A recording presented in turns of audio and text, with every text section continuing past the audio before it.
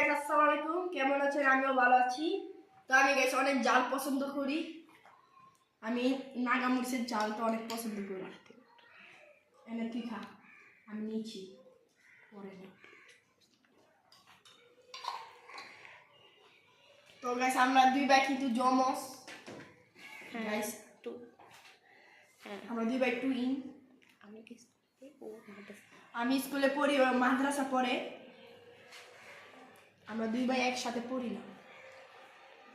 তো গাইস দেখেন আমি এখন জাল দিয়ে আমি যে চাটনিটা রান্না করছিলাম সেই চাটনিটা দিয়ে এখন জাল আচার দিয়ে খাবো। বিসমিল্লাহ। গাইস মজা হয়েছে। আর আমি অনেক গাইস জাল পছন্দ করি।